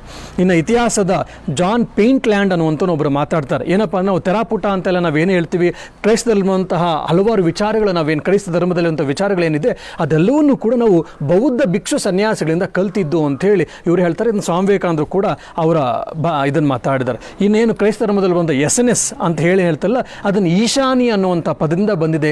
ಈಶಾನ್ಯ ಅನ್ನುವಂಥ ಒಂದು ಪಂಗಡದ ಸಾಧು ಸಂತರ ಇಲ್ಲ ಸಾಧಕರ ಪಂಗಡ, ಅದರ ಈಶಾನಿ ಅನ್ನುವಂಥ ಪದದ ಅಪಭ್ರಂಶವೇ ಎಸ್. ಇದು ದೇವಿಯ ಪೂಜೆ ಆರಾಧಕರಾಗಿದ್ರು ಇವರು, ದುರ್ಗೆಯನ್ನು ಪೂಜೆ ಮಾಡ್ತಾ ಇದ್ರು ಇವರು ಅಂತೇಳಿ ಸ್ವಾಮಿ ಅಭೇದಾನಂದರು ಕೂಡ ಮಾತಾಡ್ತಾರೆ. ಇಡೀ ವಿಶ್ವಕ್ಕೆ ತಾತ್ವಿಕವಾಗಿ ಉನ್ನತವಾದ ವಿಚಾರಗಳ ಬಗ್ಗೆ ಇರ್ಬೋದು, ಎಲ್ಲವನ್ನೂ ಕೂಡ ಹೇಗೆ ನಾವು ಹರಡಿದ್ವಿ ಅಂಥೇಳಿ. ಇದನ್ನೇ ಒಂದು ಕಡೆ ಸ್ವಾಮಿ ವಿವೇಕಾನಂದರು ಪಾಶ್ಚಾತ್ಯರಿಗೆ ಮಾತಾಡ್ತಾ ಹೇಳ್ತಾರೆ, ನಿಮ್ಮ ಅಂದರೆ ಅಮೇರಿಕ ಹುಟ್ಟಿ 400 ವರ್ಷ ಆಗಿದೆ, ನಮ್ಮ ಭಾರತಕ್ಕೆ ಸಾವಿರಾರು ವರ್ಷಗಳ ಇತಿಹಾಸ ಇದೆ, ನೀವಿನ್ನು ಚಿಕ್ಕ ಮಗು, ನೀವು ನಮಗೆ ಟೀಚ್ ಮಾಡ್ಲಿಕ್ಕೆ ಬರ್ತೀರಾ, ನೀವು ನಮ್ಗೆ ಹೇಗಿರಬೇಕು ಹೇಗಿರಬಾರ್ದು ಅಂತ ಹೇಳ್ತೀರಾ, ಎಂಥ ಮೂರ್ಖತನ ಅಂತ ಹೇಳ್ತಾ ಆಮೇಲೆ UK ಹೇಳ್ತಾರೆ, ಏನು ನೀವು ನಿಮ್ಮವ್ರು ಇನ್ನೂ ಮರದ ಮೇಲೆ ಕೂತಿದ್ರು, ಇನ್ನೂ ಮರದ ಚರ್ಮಗಳನ್ನು, ಮರದ ಬಳ್ಳಿಗಳನ್ನು ಮೈಗೆ ನೀವು ಸುತ್ತಕೊಳ್ತಾ ಇದ್ರು, ಅಂಥ ಸಮಯದಲ್ಲಿ ಏಕಂ ಸತ್ ವಿಪ್ರ ಬಹುಧಾ ವದಂತಿ ಅಸತೋಮ ಸದ್ಗಮಯ ತಮಸೋಮ ಜ್ಯೋತಿರ್ಗಮಯ ಮೃತ್ಯೋರ್ಮ ಅಮೃತಂಗಮಯ ಅಂತ ಇರ್ತಿ ಉನ್ನತವಾದ ವಿಚಾರಗಳನ್ನು, ಉನ್ನತವಾದ ಚಿಂತನೆಗಳನ್ನು ನಮ್ಮ ಭಾರತೀಯರು ಆಗಾಗಲೇ ಮಾಡಿದ್ರು, ನೀವು ನಮ್ಗೆ ಹೇಳ್ಕೊಡ್ತೀರಾ ಅಂತೇಳಿ ಸ್ವಾಮಿ ವಿವೇಕಾನಂದರು ಅವರನ್ನು ಮೋದಿಸ್ತಾರೆ.